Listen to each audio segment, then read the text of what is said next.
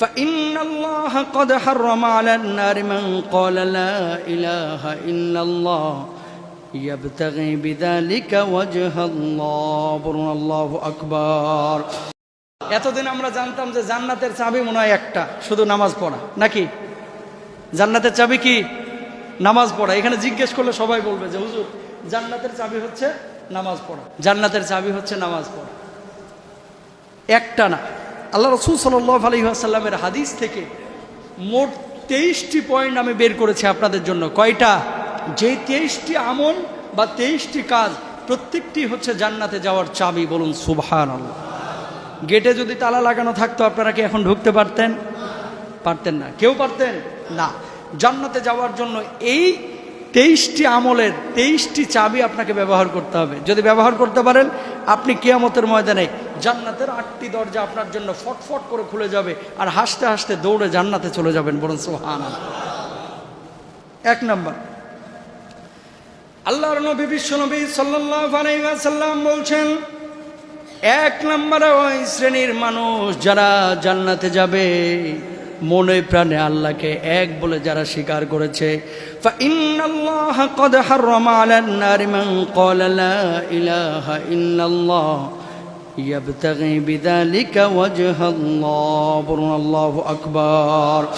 আল্লাহর নবী বিশ্বনবী সাল্লাল্লাহু আলাইহি ওয়াসাল্লাম বলছেন, মনে প্রাণে যদি কোনো ব্যক্তি লা ইলাহা ইল্লাল্লাহ বলে স্বীকার করে, আল্লাহ রাব্বুল আলামিন ছাড়া দুনিয়ার বুকে কোনো উপাস্য নেই, আসমানে কোনো উপাস্য নেই, সারা পৃথিবীর মধ্যে কোনো উপাস্য নেই, পৃথিবীর বাইরেও কোনো উপাস্য নাই, আল্লাহ একমাত্র আমাদের মালিক, আল্লাহ একমাত্র আমাদের খালিক, এরকম যদি কেউ বিশ্বাস করে আল্লাহ রাব্বুল আলামিন ওই ব্যক্তিকে কিয়ামতের ময়দানে বিনা হিসাবে জান্নাত দিবেন। বলুন সুবহানাল্লাহ। শর্ত হচ্ছে একটা, মুখের সাথে অন্তরের মিল থাকা লাগবে। কি লাগবে? যদি এমন ইমানদার আপনি হন, মুখে লা ইলাহা ইল্লাল্লাহ লা ইলাহা ইল্লাল্লাহ বারবার আপনি উচ্চারণ করছেন, কিন্তু সুদ ঘুষ জেনা ব্যভিচার আপনি ছাড়তে পারছেন না, আপনিও জান্নাতে যাবেন কিন্তু পেদানি খাইয়া, মার খাইয়া। ঠিক কিনা? গুনাহের শাস্তি আছে না নাই? 2 নম্বর, আল্লাহ নবী বিশ্বনবী সাল্লাল্লাহু আলাইহি ওয়াসাল্লাম বলছেন, এককভাবে আল্লাহর ইবাদত করা। সাহাবী একজন বললেন, ওগো আল্লাহর নবী, এমন আমল আপনি আমাকে বলে দিন, আমি জান্নাতে যেতে পারবো। আল্লাহর নবী বিশ্বনবী সাল্লাল্লাহু আলাইহি ওয়াসাল্লাম বললেন, তুমি তোমার প্রভুর, তোমার রব আল্লাহ সুবহানাহু ওয়া তাআলার ইবাদত বন্দেগী করো, কাউকে শরীক করো না তার সঙ্গে, নামাজ কায়েম করো, যাকাত আদায় করো, আর নিকট আত্মীয়দের সঙ্গে সুসম্পর্ক রেখে চলো। যদি এই কাজগুলো করতে পারো, তোমার প্রত্যেকটি আমলই জান্নাতে তোমাকে নিয়ে যাওয়ার জন্য যথেষ্ট হয়ে যাবে। বলুন সুবহানাল্লাহ। আল্লাহ নবী 3 নম্বরে বললেন 5 ওয়াক্ত নামাজ আদায় করতে। দুনিয়ার জিন্দেগিতে কোনো মানুষ যদি 5 ওয়াক্ত নামাজ আদায় করে, আল্লাহ রাব্বুল আলামিন ওই ব্যক্তিকে জান্নাতে দিয়ে দিবেন। বলুন সুবহানাল্লাহ। 4 নম্বর, আল্লাহ নবী বিশ্বনবী সাল্লাল্লাহু আলাইহি ওয়াসাল্লাম বলছেন, 12 রাকাত নফল অতিরিক্ত নামাজ, সুন্নাত নামাজ প্রতিদিন আদায় করতে। যদি এই 12 রাকাত নামাজ আদায় করে তাহলে সে জান্নাতে যাবে। কোন 12 রাকাত? ফজরের নামাজের আগে 2 রাকাত, জোহরের নামাজের আগে 4 রাকাত, জোহরের নামাজের পরে 2 রাকাত, মাগরিবের নামাজের পরে 2 রাকাত, এশার নামাজের পরে 2 রাকাত। এই 12 রাকাত নামাজ যদি কেউ আদায় করে, আল্লাহ রাব্বুল আলামিন ওই ব্যক্তিকে জান্নাতে দিয়ে দিবেন। বলুন সুবহানাল্লাহ। 5 নম্বরে আসর এবং ফজরের নামাজ বিশেষভাবে জামাতের সহিত আদায় করা মসজিদে এসে। আল্লাহর নবী বিশ্বনবী সাল্লাল্লাহু আলাইহি ওয়াসাল্লাম বলছেন, মান সাল্লাল বারদাইনি দাখালাল জান্নাহ। যে ব্যক্তি শীতল সময়ে 2টি নামাজ আদায় করে, শীতল সময় বলতে ফজরের নামাজের সময়, আসরের নামাজের সময়, যে সময় সূর্যের তাপ কমে যায়, এমন 2 সময় বিশেষভাবে নামাজের মধ্যে যারা নিমজ্জিত থাকে, গুরুত্ব সহকারে নামাজ আদায় করে, আল্লাহ রাব্বুল আলামিন ওই মানুষগুলোকেও জান্নাত দিয়ে দিবেন। বলুন সুবহানাল্লাহ। আল্লাহর নবী বললেন, ওজুর নামাজ। অজু যখন একজন মানুষ করবে, অজু করার পরে যখন কেউ 2 রাকাত নামাজ আদায় করবে, তাহিয়াতুল ওযু, ওয়াজাবাত লাহুল জান্নাহ, আল্লাহ রাব্বুল আলামিন ওই ব্যক্তির জন্য জান্নাত আবশ্যক করে দিবেন। বলুন সুবহানাল্লাহ। প্রত্যেক ফরজ নামাজের পরে 7 নম্বরে আয়াতুল কুরসি পাঠ করা। রাসূলুল্লাহ সাল্লাল্লাহু আলাইহি ওয়াসাল্লাম বলছেন, মান করা আয়াতুল কুরসি দুবুরা কুল্লি সালাওয়াতিন লাম ইয়ামনাহু মিন দুখুলিল জান্নাতি ইল্লা আইয়ামুত। যে ব্যক্তি ফরজ নামাজের পরে আয়াতুল কুরসি পাঠ করবে, মৃত্যুই তার একমাত্র বাধা জান্নাতে যেতে, অর্থাৎ মৃত্যুবরণ করার সঙ্গে সঙ্গে ওই ব্যক্তি জান্নাতে চলে যাবে। লাভ না ক্ষতি? আচ্ছা ভাই, কেউ লজ্জিত হবেন না জানার জন্য, এখানে আয়াতুল কুরসি মুখস্থ আছে কার কার? একটু হাতটা তুলেন তো। যার যার মুখস্থ আছে একটু হাতটা তুলেন। আচ্ছা, এবার হাতটা নামান। ধরে নেন আমাদের মসজিদে এখন আজকে মুসল্লি আছে 5,000, কথার কথা 5,000 মুসল্লির মধ্যে অ্যাভারেজে সর্বোচ্চ 300 মানুষের মুখস্থ আছে, একটু বেশ কম হতে পারে। আয়াতুল কুরসি পবিত্র কোরআনের একটি গুরুত্বপূর্ণ আয়াত, জিন থেকে বাঁচার জন্য, নিজের ঘর সামলানোর জন্য, নিজে জান্নাতে যাওয়ার জন্য, রূহ কবজটা যাতে করে সহজে হয় সেজন্য। 5,000 মানুষ যদি এখানে থাকে, মিনিমাম 2,500 মানুষ আছে যারা স্কুল কলেজে পড়েছেন, ঠিক কিনা? কথা বলেন। একটা আয়াতুল কুরসি এতদিন পর্যন্ত আপনার মুখস্থ হয় নাই, স্কুলের কোনো টিচার অথবা কলেজের কোনো টিচার আপনাকে শেখান নাই বা বলেন নাই এই কথাটি, একজন মুসলমান হিসেবে যদি আপনাকে বলার পরও আপনি এই বিষয়টি মুখস্থ না করে থাকেন, এটা আপনার আমার ব্যর্থতা, ঠিক কিনা? তো এটা আমাদের জানা দরকার আছে না? আল্লাহ রাসূল বলছেন যে মারা যাওয়ার সঙ্গে সঙ্গে ওই ব্যক্তি জান্নাতে চলে যাবে যদি 5 ওয়াক্ত নামাজের পর আয়াতুল কুরসির আমল করে। আয়াতুল কুরসি মুখস্থ করবেন ইনশাআল্লাহ? জোরে বলেন ইনশাআল্লাহ। বাড়িতে বউদেরকে, মাদেরকে আয়াতুল কুরসি মুখস্থ করতে বলবেন যদি মুখস্থ না থাকে। মানিকগঞ্জের ওই শিল্পীর গান তো 5 বার শুনলে মুখস্থ হয়ে যায়, আর আয়াতুল কুরসি ইউটিউব থেকে 5 বার শুনতে পারেন না, শুনলে দেখবেন মুখস্থ হয়ে যাবে। আল্লাহর কালাম আপনার আমার জন্য সহজ, খালি চেষ্টা করলেই হয়। আল্লাহর কালাম কি কঠিন? কঠিন যদি হইতো তাহলে কি দুবাই বিশ্ব চ্যাম্পিয়ন হইতে পারতো? মনে করতেছেন ক্রিকেটাররা মনে হয় চ্যাম্পিয়ন হয়ে আসছে। দুবাইয়ে হেতারা চ্যাম্পিয়ন না হইলেও আমগো পোলাপান ঠিকই চ্যাম্পিয়ন হয়েছে। হাফেজ তরিকুল ইসলাম 103টা দেশকে পেছনে ফেলে বাংলাদেশের পতাকা উড্ডীন করে বিশ্ব চ্যাম্পিয়ন হয়ে বাংলাদেশে এসেছে, বলুন সুবহানাল্লাহ। কিন্তু মিডিয়া কাভারেজ এদের হয় না। শুনেন, এই জমিনের অনেক অখ্যাত মানুষ আসমানে কিন্তু বিখ্যাত। জমিনের মানুষ তাদেরকে না চিনতে পারে, কিন্তু আসমানের ফেরেশতা এবং আমার আল্লাহ রাব্বুল আলামিন তাদের জন্য বালাখানা নির্মাণ করে রেখেছেন। জমিনের মানুষ আপনার কাছে তার মূল্যায়ন না থাকতে পারে, আমার আল্লাহর কাছে তার মূল্যায়ন আপনার চাইতে আমার চাইতে 1000 কোটি গুণ বেশি। সুতরাং প্রিয় ভাইরা আমার, কোরআনের টাচে যে এসেছে স্বর্ণের মানুষ হয়ে গেছে, কোরআনের টাচে যে এসেছে সে সোনালী মানুষ হয়ে গেছে। কোরআনের টাচে আপনি আসবেন না, আপনি সোনালী মানুষ হতে পারবেন না। রেহাল চিনেন? রেহাল, এই চিনেন না রেহাল? কোরআন যেটার উপরে রাখে, দেখা যাবে কাঠটা ওই খাগড়াছড়ি পাহাড়ের উপরে, এটা যে গাছের কাঠ, ওই গাছটার মানে অবস্থানটা কোথায়? খাগড়াছড়ি। ওই গাছটার অবস্থান এই পটুয়াখালী, ওই গাছের অবস্থান ধরেন পঞ্চগড়। কিন্তু ওই কাঠটাকে বানিয়ে যখন প্রস্তুত করে রেহাল আকারে তৈরি করা হয়, ওই রেহালের উপরে যখন কোরআন রাখা হয়, তখন ওই রেহালের জায়গা আর বান্দরবন, পটুয়াখালী, পঞ্চগড়ে থাকে না, তখন ওই রেহালের জায়গাটা মুসলমানের কলিজার মধ্যে চলে আসে। কারণটা কি? কারণটা হচ্ছে এই রেহাল এতদিন কোরআনের টাচে ছিল না, আজকে কোরআনের টাচে আসছে। যে কাপড়টা আপনি কোরআনের গিলাফ নিয়েছেন, এই কাপড়টা হয়তো এক সময় ছিল মানিকগঞ্জে, আরেক সময় ছিল ইসলামপুরে, আরেক সময় দেখা যায় তো গুলিস্তানে কাপড়ের দোকানে ভদ্রলোকেরা পাশার নিচে ওই কাপড় দিয়ে বসেছিল। কিন্তু ওই কাপড় দিয়ে যখন গিলাফ বানানো হয়েছে, কোরআনের গিলাফ যখন দেওয়া হয়েছে, তখন ওই গিলাফ আর দোকানে না, পায়ের নিচেও না, ওই নিচের অংশেও না, জুব্বা টুপিতেও না, বরং আল্লাহ তাআলা ওই গিলাফটাকে মানুষের কলিজায় স্থান করে দেন। এই জন্য কোরআনকে যখন নেয় তার থেকে তখন আগে বুকে ঢাকায়, চুমু দেয়, কপালে ঢাকায়। দেখেন কারণটা কি? একমাত্র কারণ হচ্ছে এই কোরআনের টাচে কাপড়টা এসেছে, কাপড়টা দামি হয়ে গেছে, গাছ থেকে রেহালে রূপান্তরিত হয়েছে, কোরআনের টাচে এসেছে, রেহালটা দামি হয়ে গেছে, বলুন সুবহানাল্লাহ। সুতরাং আয়াতুল কুরসি পড়বেন কি পড়বেন না? ইনশাআল্লাহ বলেন। ছেলে মেয়েদেরকে কোরআনের হাফেজ বানানোর চেষ্টা করবেন, যদিও এটা আপনার জন্য ফরজ না। সন্তান সন্ততি যদি কোরআন শিখে, কোরআনের টাচে আসে, সোনালী মানুষ হবে, বাপ মাকে কখনো গালমন্দ করবে না, বাপ মার অবাধ্য হবে না, বাপ মাকে বৃদ্ধাশ্রমে পাঠাবে না, বাপ মার সঙ্গে গলায় ঝাড়ি দিয়ে কথা বলবে না, বাপ মাকে কখনো এমন স্বরে কথা বলবে না যে বাপ মার কলিজাটা চৌচির হয়ে যায়। এই জন্য কোরআনের টাচে নিয়ে আসেন। আগে মাদ্রাসায় আপনার এত ছিল না, কিন্তু মক্তবগুলো চালু ছিল, মক্তবগুলোতে বাচ্চা কাচ্চা কোরআন শেখার সুযোগ পেত। এখন মক্তব কমে যাচ্ছে, কিন্ডার গার্ডেন বাড়ছে, কোনো সমস্যা নাই, কিন্তু যেই কিন্ডার গার্ডেনে দিচ্ছেন একটু টিচারদেরকে রিকোয়েস্ট করবেন যে প্লিজ আপনি আমার সন্তানটাকে একটু কোরআন শিক্ষা দেন। এতগুলো সাবজেক্ট পড়াচ্ছেন, কোনো ইশকাল নেই, অভিযোগ নেই, একটু কোরআনটাও শিখিয়ে দেন, এতে করে আমার সন্তানের দুনিয়া এবং পরকালীন কল্যাণ হবে। ঠিক কিনা? যদি সেটাও সুযোগ না হয়, বাসায় ইমাম রাখেন, মুয়াজ্জিম রাখেন, মাদ্রাসার কোরআনের হাফেজ রাখেন, দিয়ে একটু কোরআনটা শেখান। প্রিয় ভাইরা আমার, আপনাদের কাছে রিকোয়েস্ট। এবার আসেন পরবর্তী কি আমলটার কথা আল্লাহ রাসূল সাল্লাল্লাহু আলাইহি ওয়াসাল্লাম বলেছেন 8 নম্বরে, আল্লাহর সন্তুষ্টির জন্য রোজা রাখা। কাকে দেখানোর জন্য? আল্লাহকে দেখানোর জন্য, আল্লাহকে খুশি করার জন্য রোজা রাখা। যদি করতে পারেন তাহলে আল্লাহ রাব্বুল আলামিন আপনাকে জান্নাত দিবেন।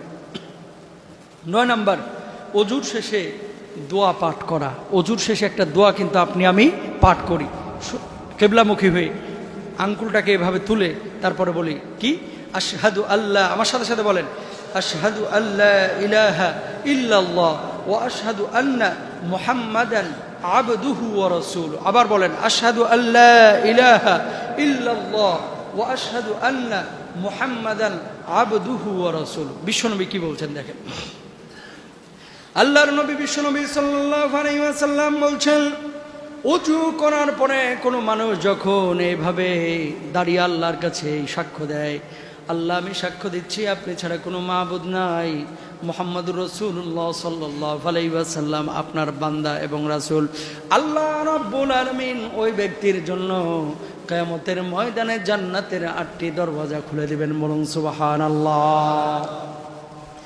সকাল সন্ধ্যায় যারা সাইয়্যিদুল ইস্তিগফার পাঠ করবে, আল্লাহুম্মা আনতা রাব্বি লা ইলাহা ইল্লা আনতা খলাকতানি ওয়া আনা আবদুক ওয়া আনা আলা আহদিকা ওয়া আহদিকা মাসতাতাতু আউযু বিকা মিন শাররি মা সানাতু আবুউ লাকা বিনি'মাতিকা আলাইয়া ওয়া আবুউ বিযামবি ফাগফিরলি ফাইন্নাহু লা ইয়াগফিরুয যুনুবা ইল্লা আনতা। এই দোয়াটি সকাল সন্ধ্যায় যে পাঠ করবে, সন্ধ্যাবেলায় পাঠ করার সঙ্গে সঙ্গে যদি সে রাত্রিবেলায় মারা যায়, আল্লাহ রাব্বুল আলামিন ওই ব্যক্তিকে জান্নাতের ফয়সালা করে দিবেন।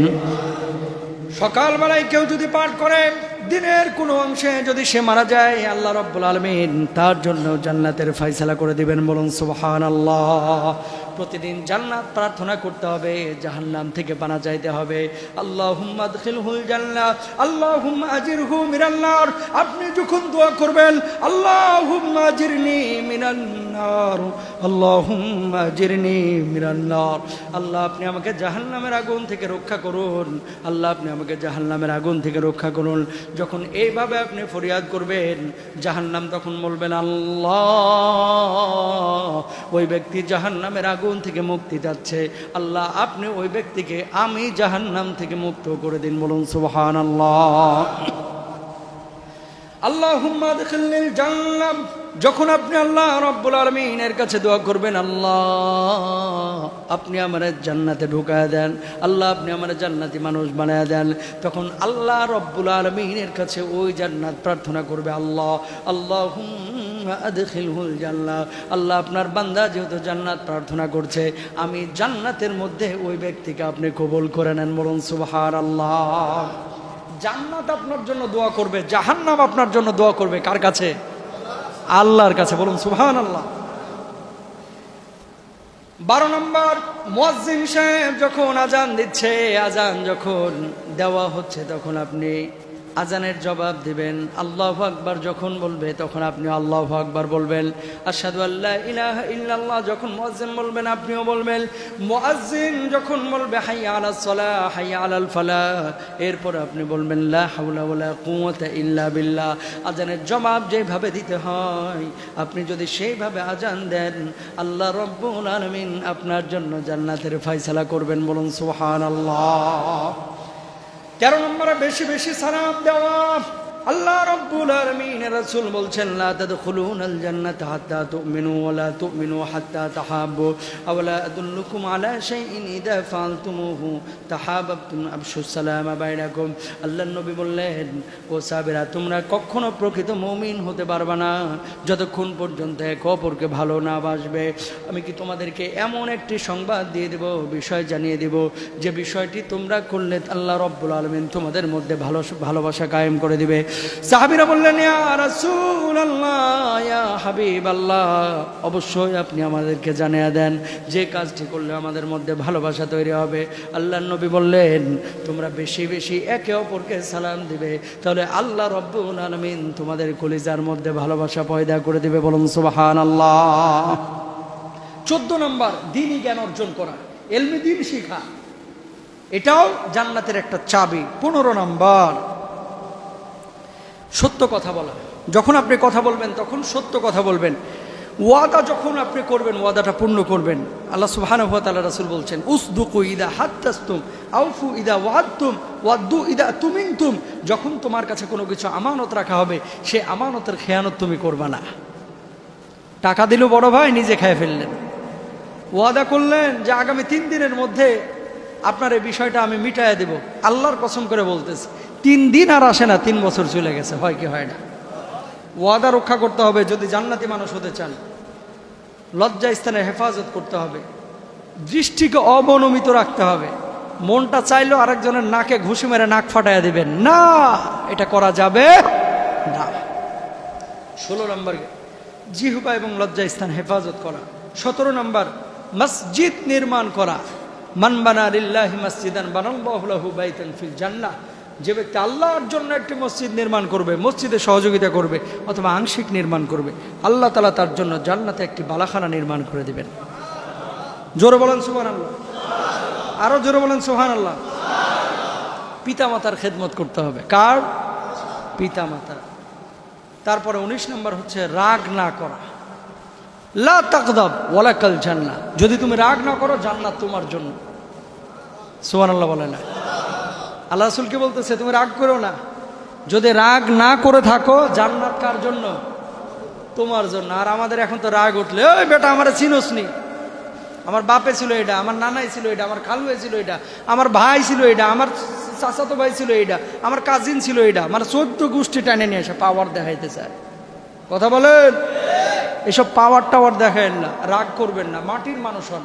আপনারা কি দিয়ে বানানো হয়েছে? জোরে বলেন, কি দিয়ে? মাটির গতি সব সময় কোথায় থাকে? নিচে। কোথায়? আগুনের গতি কোথায় থাকে? আরো জোরে, কোথায়? তো মাটি দিয়ে বানানো হয়েছে, আপনার গতি থাকবে সবসময় নিচের দিকে, সবসময় মাথা নিচু করে নিচের দিকে চলবেন। আর আগুন দিয়ে যদি আপনারা বানানো হইতো, তাহলে রাগটা বেশি থাকার কথা ছিল। কারণ রাগ হচ্ছে আগুনের স্বভাব, মাটির না। মাটি যখন কাদা থাকে তখন যেভাবে ঘুরান সেভাবেই কিন্তু কাই করা যায়। আগুনকে চাইলেই যেভাবে খুশি সেভাবে আপনি কাই করাইতে পারবেন না। জ্বালাইবেন এক জায়গায়, বারবার অন্যদিকে ধাক্কা মারতে চায়, ঠিক কিনা? সুতরাং মাটির মানুষ মাটির মতো হয়ে যান। 20 নম্বর, আল্লাহর নবী বিশ্বনবী সাল্লাল্লাহু আলাইহি ওয়াসাল্লাম বলছেন, ইয়াতিমদের যারা সেবা শুশ্রূষা করে, খেদমত করে, ইয়াতিম লালন পালন করে, আল্লাহ রাব্বুল আলামিন তাদেরকে জান্নাত দিবেন। আল্লাহ রাসূল বলছেন, আনা ওয়া কাফিলুল ইয়াতিমি ফিল জান্নাতি হাকাজা। আমি আর ওই ইয়াতিমকে যে লালন পালন করলো, জান্নাতে এইভাবে থাকবো। এইভাবে আপনারা খুব খেয়াল করেন, এইভাবে থাকবো। তার মানে এই আঙ্গুল আর এই আঙ্গুল যেভাবে পাশাপাশি থাকে, বিশ্বনবী রাহমাতুল লিল আলামিনের সঙ্গে ওই ইয়াতিম লালন পালনকারী ব্যক্তি জান্নাতে এই 2 আঙ্গুলের মতো থাকবেন। সুবহানাল্লাহ। আল্লাহর নবী এইভাবে আঙ্গুল তুলে দেখাচ্ছেন সাহাবীদেরকে, এইভাবে থাকবে। সুবহানাল্লাহ। আরো জোরে। স্বামীর আনুগত্য করা, এটা মেয়েদের জন্য। 22 নম্বর। 23 নম্বর হচ্ছে আল্লাহর নামগুলি, যে নামগুলি আল্লাহ সুবহানাহু ওয়া তাআলার আছে, এই নামগুলিকে কি করা? মুখস্থ করা। যদি আপনি মুখস্থ করতে পারেন, বুঝেন অর্থ, আল্লাহ তাআলা আপনাকে জান্নাতের একটা ফ্যাসিলিটি দিবেন। বলুন সুবহানাল্লাহ। তাহলে জান্নাতের চাবি কিন্তু একটা না, এই 23টা আমল। কয়টা? এই আমলগুলো যদি করেন জান্নাতে আপনি যাবেন, গ্যারান্টেড। যদি আমল না করেন, যদি গুনাহ করেন, প্রথমে পেদানি খাবেন, পিটাপিটি হবে, পুড়বেন, তারপরে জান্নাতে যাবেন। এখন যদি ওই রকম মুন্সি হয়ে যান, হুজুর ইমান তো আনছি, একদিন না একদিন তো জামুই, একদিন না একদিন তো জামুই, মন যা চায় তাই করতেছে, আপনার জন্য একটা সঠিক মানে সহজ কথা, একটু মোমবাতিটা জ্বালান, তারপরে হাতটা দেন, দেখেন কয় মিনিট থাকতে পারেন আগুনের উপরে। কথা কন না কেন? আর পরোটা যে ভাজে ওই তাওয়ার উপরে একটু বইসা দেখেন, লুঙ্গি সহই বসেন, সমস্যা নেই, দেখেন কতক্ষণ সহ্য হয়। পরোটার আগে আগে আপনার নিচ কিন্তু ভাজা সারা হয়ে যাবে, ঠিক কিনা? এতটুকু আগুনই সহ্য করতে পারেন না, জাহান্নামের এই হাজার হাজার বছর সহ্য করবেন কেমতে, মানে কিভাবে আর কি, ঠিক কিনা? তাহলে আল্লাহ তাআলা আমাদেরকে বোঝার তৌফিক দান করুন, বলুন আমিন।